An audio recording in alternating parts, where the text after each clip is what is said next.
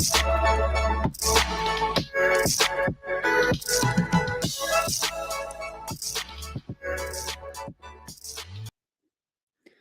afternoon, everyone, and welcome to this segment with Crossroads Hospice and Palliative Care, where today we're going to be talking about grief and the holidays and all the emotions and just the stuff that goes on with all that. And today joining us is going to be David Stevenson. He's our grief and bereavement recovery specialist from our office in Philadelphia. David, welcome. Good to be with you, Greg, and all of our viewers. It's great to be part of this. Awesome. Well, we're middle of December here. Christmas is coming soon. The holidays, whichever you celebrate, are coming soon. And we're talking about grief. We spent some time last week talking about it. We'll have another session on December 15th. And I know one of the things that we ended with, I wanted to, and one of our viewers, watchers who is following us mentioned some things that we can do. And we talked about journaling and gifts, and we'll get a little bit about there. But, one of the things we're also talking about is a question that you'd mentioned is, do we think some folks want to skip the holidays because they're thinking about a loved one and they've lost, and, it's just difficult. And what would you offer our viewers, our watchers? Well, I think what you just said, Greg, is something that I hear very often as folks are in the throes of grief. Many do want to just fast forward to mid-January, skip the whole holiday season, because it brings about it can bring pain, thinking about traditions and missing their loved one. And what I often share with folks who are grieving, that maybe it is the year to skip the holidays. I never tell them you must celebrate these holidays. For some folks, they may need a year or two where they just skip all the celebrating and skip all the traditions. It's not something I recommend, because I think there's a lot of value in the traditions and the things that we do with the holidays. But some folks, because grief is unique for everybody, depending on what your grief experience is and the person who you've lost, it may be a time to skip the holidays. But for those that find that they want to do something, I think there's some real practical, some good things that we can do to honor our loved one, to remember them. It's a dance, though, isn't it? I mean, there's a dance between. Yeah, it sure is. It's a dance between receiving that comfort and joy that we can receive as we remember our loved one during the holidays. And then on the other side, there's waving the white flag and saying that the Grinch of grief has stolen the holidays. And we're going to throw the baby out with the bathwater. So sometimes we have to find that balance between those two sides when it comes to how we're going to deal with the holidays. Initially, maybe for those first couple of years. I like Ken Doka. He's one of a wonderful man out there who's an authority in grief and loss, and he has a really easy way to kind of process what you're going to do with the holidays. And if I could just share those real quick, and then we can maybe get into some practicalities, that would be great. He gives there are 3 C's. Ken Doka shares. The first C is choose. So you need to choose, because you're grieving. It's really your choice what you're going to do with the holidays this year. You may choose to not celebrate them, or you may choose to celebrate them in a new and a different way. So first of all, it's choose. The second C is communicate. And that is, especially when you have young children at home and you have family, you want to make sure that maybe it's a cumulative or a community decision that we make as to how we're going to do the holidays this year. And then third C is compromise, because I remember talking to a lady. She was in one of my grief support groups, and her daughter was pressuring her to put the Christmas tree up because Daddy always was into the tree. Those traditions. He was really into the Christmas tree, and she just was not feeling it. She just wasn't wanting to put the tree up. She felt like it was going to just be too much for her. She was feeling very emotionally spent, and she just wanted to skip the tree. So in the group, and that's one of the things I love about grief support groups, is that as they were bouncing around some ideas and listening to her concerns, where did she land? She landed pulling out a few of Dad's favorite ornaments and hanging them up on the mantle. So they skipped the tree, but yet they were able to find some kind of compromise where those ornaments were brought out and Dad was remembered and honored that way. And I thought that was a nice conversation that they had in the group setting to kind of come up with a good idea. So yeah, I love the fact that communication or communicating is one of the C's. We have a listener who lost both parents within a 3-year time frame, and I losing one parent is hard. Losing both could just be really overwhelming. And she mentioned that just same thing, doesn't really even feel in the mood for Christmas. And I think for some that's normal. It's painful, and I would imagine that those emotions ebb and flow as the holidays come around each year. Oh gosh, I can't imagine what this viewer is dealing with, having lost both parents around in the month of December, and now she sees and feels the month of December coming up, and all those feelings kind of just, it's those waves of grief. And for her in particular, the holidays it's a tsunami. And so I hear what she's saying. And she just wants to not deal with the holidays at all. And maybe that's for her for herself. Maybe that's what she needs to do in order to be able to keep her head above the water, and maybe just allow other people to have the get-togethers and the traditions. Yeah. I have a couple of good friends here locally, and they both lost their fathers within about 2 months of each other. And we were speaking the other night, and the one just wanted to talk about his father, and the other one, she just wanted to go home and have some alone time. And we honored that, but you could just feel the heaviness in their voice of what they were dealing with. And, oh, sure. So I guess compromise, choice, right, all good points. And I think another topic that's good to bring up at this point too is, and I'm sure some of our viewers may be aware of the concept, continuing bonds. When we talk about grief, there's a concept called continuing bonds. And that's where, even though our loved one is no longer present with us physically here on earth, that we continue that relationship with them. And the holidays can be a wonderful way of continuing a relationship with the loved one that we've lost. And so that's where I would want to kind of pull that into the conversation with family and even individually.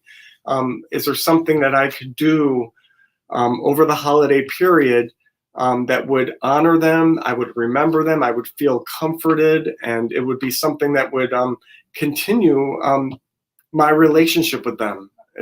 Yes, it's on a different level, but it's still a way of continuing that relationship with the loved one whom we lost.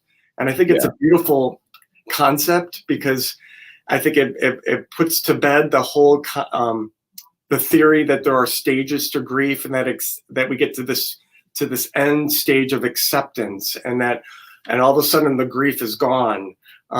Continuing bonds recognizes that grief it's ongoing until the day we die. When we've lost someone, that grief never fully goes away. In fact, maybe it's something that we can even nurture as we go through the holiday time and remember our loved one particularly. Yeah, that's great. I know recently, my wife and I were looking at photos and Christmas cards. We're getting ready to decorate, and we kind of keep the Christmas cards that you get, and reminiscing through a couple of friends we've lost. And, it's a little melancholy, and then we laughed and we cried and we giggled, and but it hurt. But, it was fun to remember some of those experiences that we were blessed enough to share.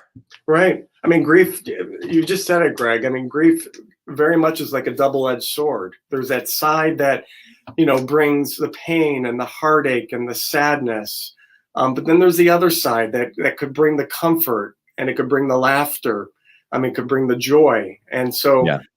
they kind of come in hand. And so that's why we often, try to encourage folks that as they feel those pains of grief, as they feel those waves, that they don't run from the waves, but they kind of walk with the waves and walk through them, and allow those emotions to wash over them, to put themselves in a safe place where they could share those feelings and those memories with safe people in a safe place. And I'm hoping that all our viewers have someone that they could just pick up the phone and just say, hey, I'm really thinking about dad right now, or I'm really thinking about mom, and can we just talk a little bit?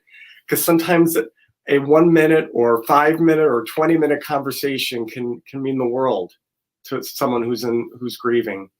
Yeah, and maybe that just allows kind of a release, or just a level of engagement in just a really powerful memory. Mm-hmm. I would think, even, college kids, high school, middle school, elementary school, younger kids sometimes deal with it. I think sometimes figuring out, every adult, we all think we have to solve the world's problems or solve our own problems easily, and that's not always the case. But then we have to try and, if a couple of our listeners have kids, how do I help them kind of reminisce or unpack some of those emotions? Mm-hmm. Oh, sure. The sharing of stories is so key. When we ask people who are grieving, what is something that a friend or a relative could say to them that would be helpful? Sometimes the most helpful thing you could share with a grieving friend or a grieving family member is a story about their loved one. Something that, that maybe you experienced that maybe they weren't even part of, but they are then comforted by hearing a story that includes their loved one. It's very, very soothing and very comforting to someone who's grieving. Yeah, that's great. I know one of the stories that was recent in my life is we went to a friend's house just for a minute to say hi, and they had made us these cookies, which my grandmother, who was, I think, German descent, it was these walnut dough powdered sugar desserts, which were wonderful. And I immediately flashed back to getting yelled at by my parents for stealing so many when we'd go to grandma's house. So I'm sure others have just a certain dessert, or I'm a food person, so Yes, it's easy to go there. For sure. Yeah, But many I know a lot of people maybe have cooked together, so stories around how they would either make a meal or make cookies, and for friends, and do a cookie swap. It's hard now with everything going on in the world, but I know cooking, and that's a way to connect as well, maybe. Sure, and I've even heard, Greg, I've read recently, as far as virtually, even because I'm a food person too, and I think a lot of ways that we can comfort each other are surrounded around food, especially related to our grief. Dad's favorite cookie or dessert or breakfast or what have you. And so what some families are doing, even with COVID, is that they're doing a meal virtually over Zoom or something, where they're making mom's favorite cookies and maybe just talking about them. And while they're eating the cookies and having some hot chocolate, they're sharing memories. And that could be a very meaningful way of connecting with your family over this particularly challenging holiday season. Yeah. That was interesting. I would imagine if you have older parents, or maybe even relatives, and you've lost someone, and getting others to tell stories of when they were, maybe not recent stories, but younger ones. I know I'm always fascinated by those. Well, back when I was little, I did A, B, or C, and just the laughs and some of the tears that come with it. I think maybe you can just help connect as you're on your journey. Mm-hmm, definitely. And I know we want to encourage our viewers that if you have any tips or any things that you do over the holiday time that are meaningful to you and your family, that you could please put it in the chat window there, because we would love to hear them and maybe even share them with others. Yeah, I know as we were making sure all our technology was ready for this session, we were talking about ornaments. I know that You know, when my kids were little, they made little ornaments. We send them to the grandparents, and you know, I know that they have popsicle stick ones and macaroni, elbow macaronis, and so forth. But I would imagine making gifts, crafts, some of those things can maybe help connect virtually as well. Oh, definitely. I know, even aside from the holidays, I've talked to some grandparents who I'm supporting in their grief, and they're doing virtual craft times with their grandchildren. And some of the crafts are grief related, and I think that's an excellent idea. One in particular that we did when I worked at the Caring Place, because it was primarily working with young children. They sell them over at Michael's or AC Moore or Hobby Lobby, wherever you all go to. They sell the clear ornament glass, and be really gentle with them, of course. But what kids can do is they can write on strips of paper memories about their loved one, or just phrases or a word, or even a loved one's favorite color or something, and stuff it all inside that ornament and hang that ornament up on the tree. It's another really easy, tangible activity that young children can be engaged in to remember their loved one. Mm-hmm.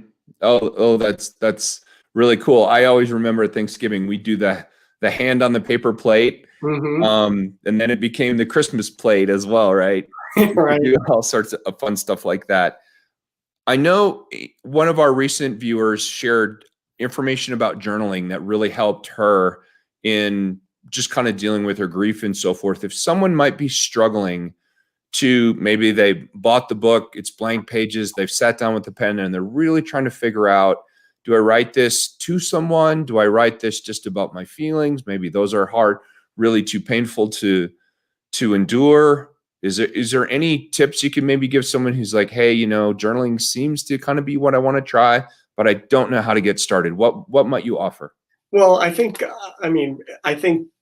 you can definitely pull up some really easy journal prompts. If journaling and writing is something that you think that's going to really work for you, the side note is that it doesn't work for everybody. You know, so it has to be something that's of interest to you, that you think journaling is going to be a good thing to grab a notebook. And there's some great journal prompts out there. It might be one prompt, an example would be, what are 10 words that you would use to describe your loved one? Or what's the best quality of your loved one? Or what's a piece of advice that your loved one gave you while they were alive? And you can come up with a gazillion different prompts.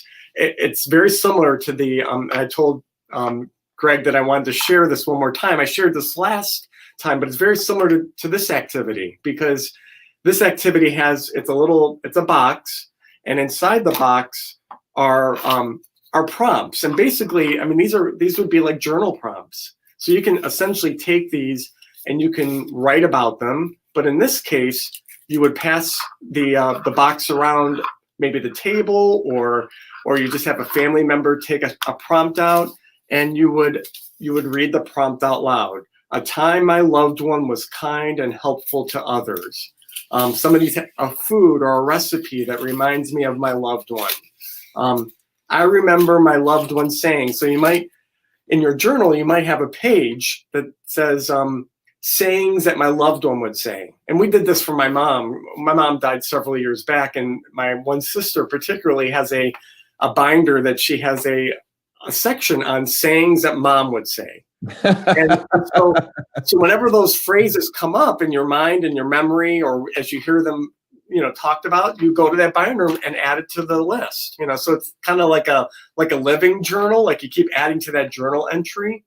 But other people in their journals, they might write the words of a song that was particularly meaningful to their loved one, or a song that's particularly meaningful to them as they're grieving. You know, maybe a song that brings them comfort, or a song that even maybe brings tears, because, you know, sometimes having a good cry is what somebody needs. So journaling could be a very, very powerful tool to use in our grief. Yeah, those are great ideas, David. The other one is photos.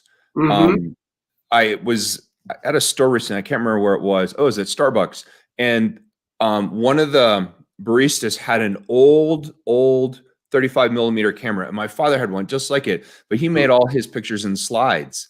I would imagine those listening in or viewing along probably have some great stories about pictures, old video. I remember the old video cameras Mm-hmm. you'd pull out and so forth. What would you recommend to folks if they're kind of worried about maybe getting out that box, dusting it off, and looking at some of that old stuff? How would you recommend that they maybe go about that? Well, that's a really good question, Greg. I mean, I've sat with family members who've lost a child and they just cannot Mm, bear to even go into their child's bedroom. I've talked to many bereaved women and men who have all their spouses' clothes in the dresser, and they're like, "When do I go through them?" I think it's a very similar type of question. When do I go through photos that are of my loved one? Because I know that it may very well be painful. And you know, first of all, I would say if anyone tells you that you need to do that now, they're wrong. You know, I know some really good-hearted people who unfortunately have, pressure loved ones to go through things, to go into that bedroom, to get rid of clothing. It's really, again, the choice is on the griever. And when it's the right time, that person's going to know when it's time to look at those photos, or when it's time to go through that clothing, or when it's time to go into that bedroom. I will say that, on the other side of it, I think, to your point, that the sharing of photos is a beautiful way of comforting one another, and of being comforted yourself. I recently went to a home of a gentleman who lost his wife on our service, and I was visiting with the gentleman. It was COVID, so had our masks on. I was mhm. there. His wife had died a couple months earlier, and I was sitting there at his kitchen table, and I asked him. I said, "Can you show me a picture of your wife? I'd like to see what she looked like." And he looked at me, and he looked around his house, and he said, "I don't have a picture in here." And what had happened was, his children took all the photos and they used it for the funeral service, and Ah, they didn't bring any of the photos back to the house. And it wasn't like they were doing it neglectfully, or they were doing it just didn't, because of COVID, they weren't visiting as much. And so I was able to, I called the gentleman's one son who I had been in contact with, and I shared with him that I think it would be a really great idea to bring some of the photos of your mom back to the house. I think that would be really comforting to your dad. And wouldn't you know it, I went and visited with him a month later, and I could just tell his demeanor was different. He seemed a little mhm. lighter, and then we spent the whole hour I was there looking at some of the photos that were of he and his wife, and he was the sharing of those, of when that photo was taken. What was the memory involved there, and I think that's a great thing when we think about the holidays, to kind of bring it full circle to holiday time and virtual. That's another great way to remember our loved one, is to have a Zoom meeting with your family. So it wouldn't just be Greg and I; it would be a bunch of people, faces, and and and you just start holding up pictures of the loved one that we've lost. Because some people have photos that you've not seen yet, and that could be another way of comforting each other over the holiday time with photos. That Excellent, excellent thing to do. some great tips there. Yeah. You mentioned just a little bit ago that sometimes people feel pressured, and maybe it's from their sons or daughters or other family members, like, you should feel this way. And I would imagine during the holidays, because we're very into these rituals that we've are become part of the culture of our family, what would you offer someone who's really feeling pressured, and they just, they might snap, they may get angry? How might you offer to those who've lost a loved one? What can they respond back when they're feeling pressured that may be respectful and just but they're trying to find the words. What should I say if I'm feeling pressured?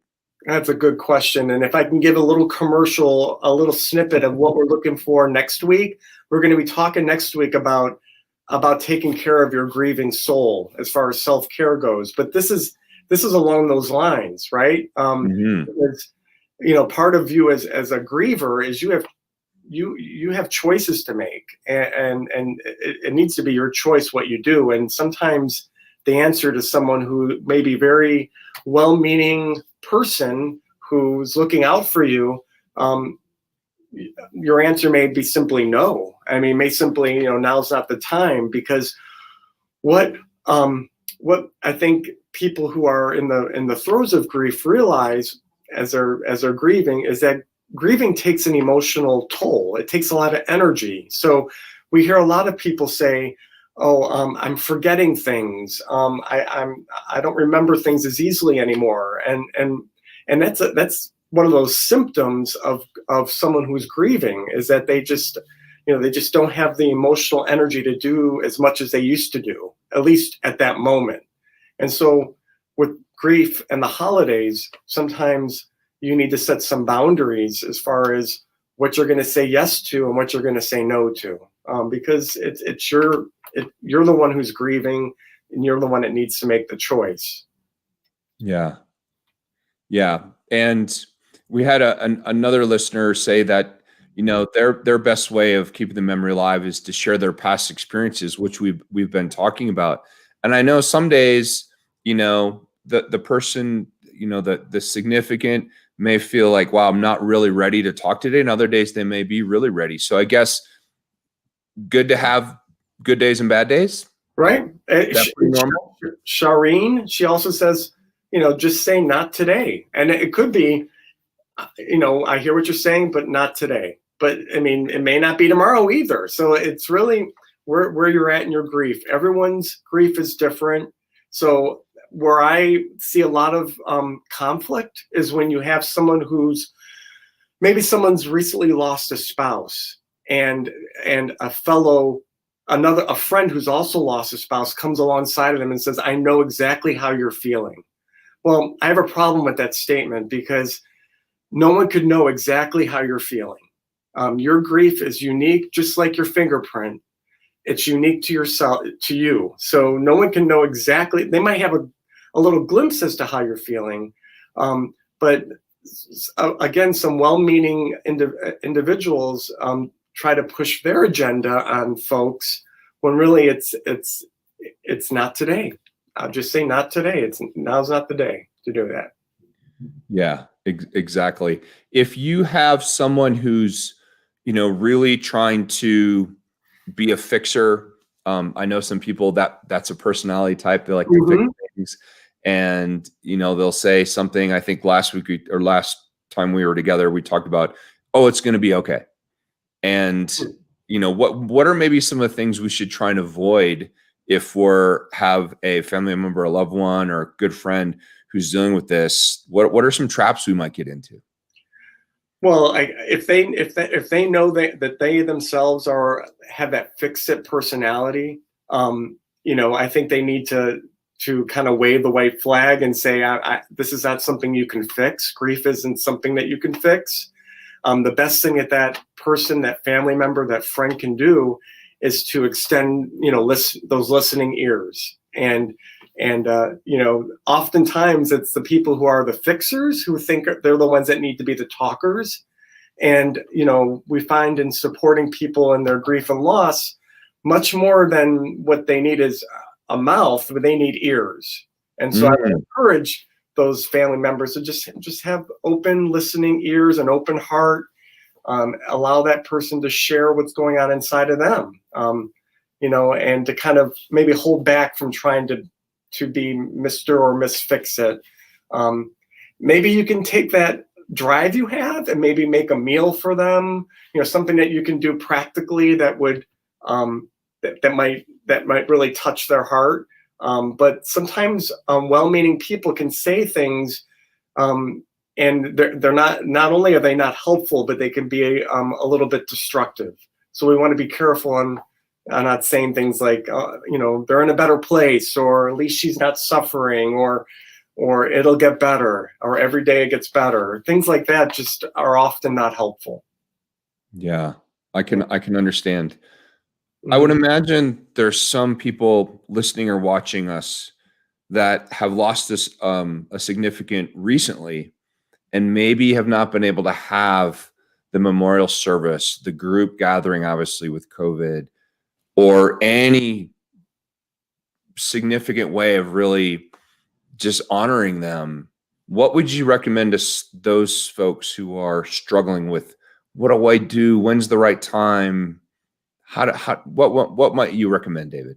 Well, I mean, there's a number of different scenarios there. I think immediately, I think that people need to find some ways to kind of bring some remembrance and some honoring. And so it might be where they have a candle that they light during the holiday time as a representation of their loved one who's not there. Maybe have a Zoom type of gathering where we could share memories and, just kind of support one another. But I've talked to people recently as we think about the vaccine coming down the pike and maybe things opening up down the line, that they are planning on having some sort of luncheon or some dinner down the line where that's when all family can come together and share and even celebrate the life of their loved one. So I would kind of feel them out as to what's going to best meet their particular needs. I do think that it's important that if they could find some ways presently to bring some honor and some remembrance, I think that's going to be really comforting to their soul rather than kind of put it off into the far future, distant. But everyone's different. Again, some people had to put a lot of weight in a funeral service or a memorial service, and so they feel like that's going to perhaps bring some kind of closure to their grief, or to the progression of their grief, and often they find that it's just a gathering. So if the gathering can happen down the line, then I think that's something that is very appropriate. Or if it could be done over Zoom, that could be very appropriate as well. Whatever Yeah, needs. try to be creative. Right, right.